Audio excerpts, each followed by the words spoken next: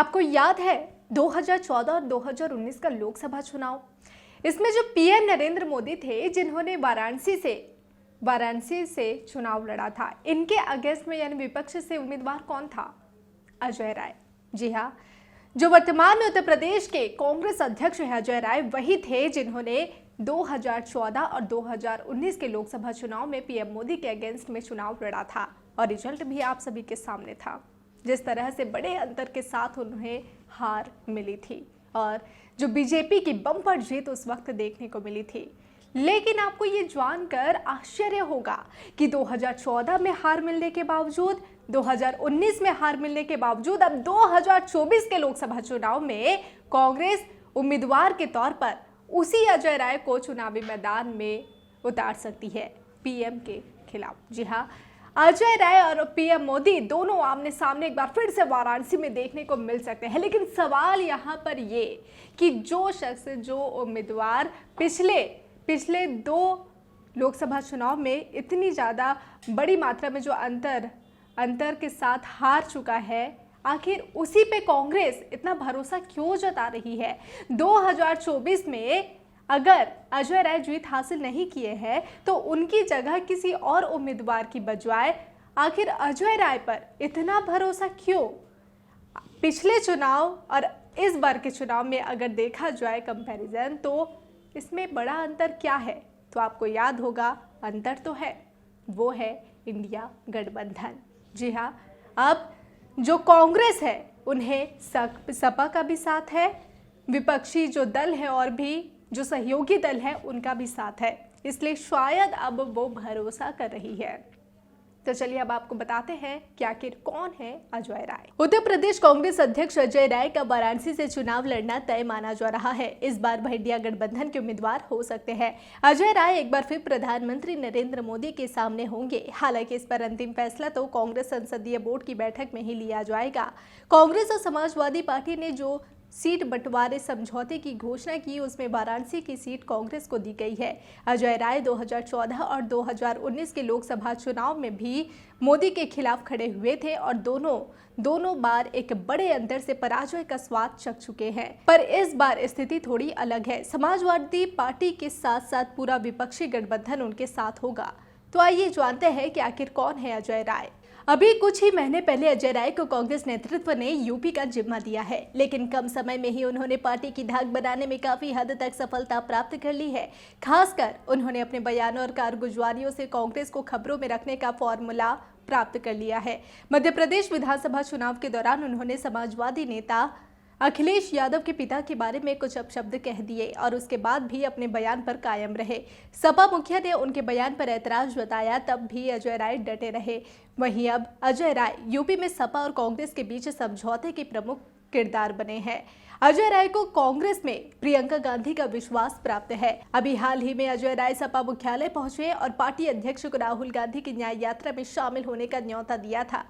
अजय राय भले ही पिछले दोनों मौकों पर वाराणसी में हार गए थे, लेकिन इस बार लड़ाई को जोरदार बनाने की तैयारी में है।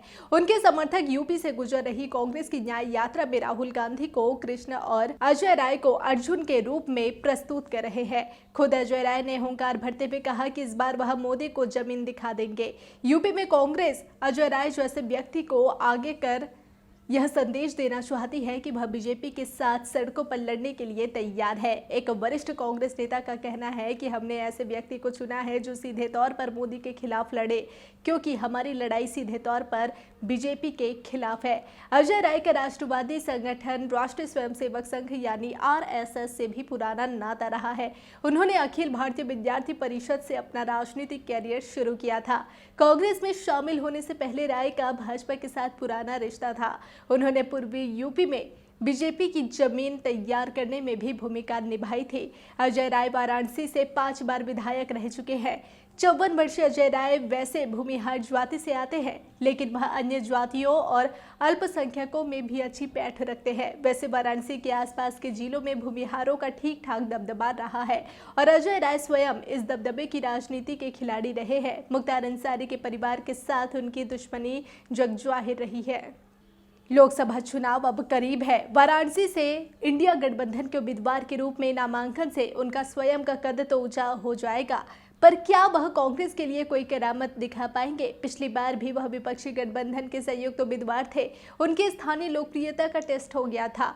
देश की सबसे पुरानी पार्टी कांग्रेस के साथ जुड़ने के बाद से उनकी चुनावी किस्मत अभी तक रूठी हुई है। 2017-2022 का विधानसभा चुनाव भी वह हार चुके हैं, इसलिए इस बार भी उनके दावे का सवालिया निशान है। तो यहाँ पर सवाल यह है कि क्या अजय राय, जो कि बार बार दावा कर रहे हैं कि वो पीएम मोदी को जमीन दिखा देंगे, क्या वो इस दावे को इस बार सही साबित कर सकते हैं?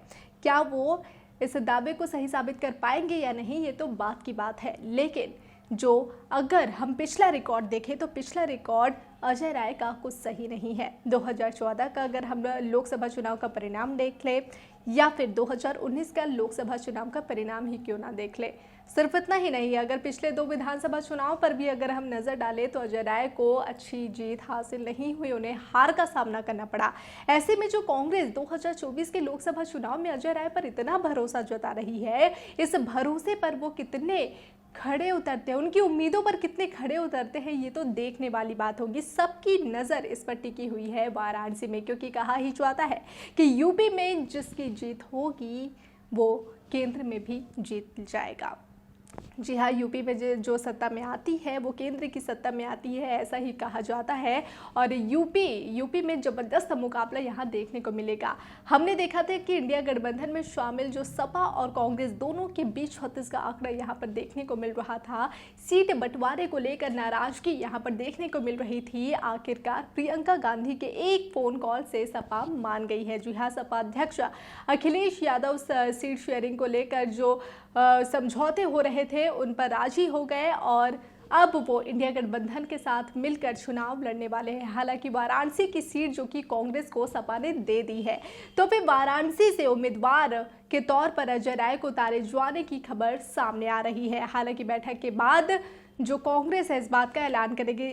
कांग्रेस की तरफ से अभी तक कोई ऐलान तो नहीं किया गया, लेकिन जो पहला नाम निकलकर सामने आ रहा है वो है अजय राय का।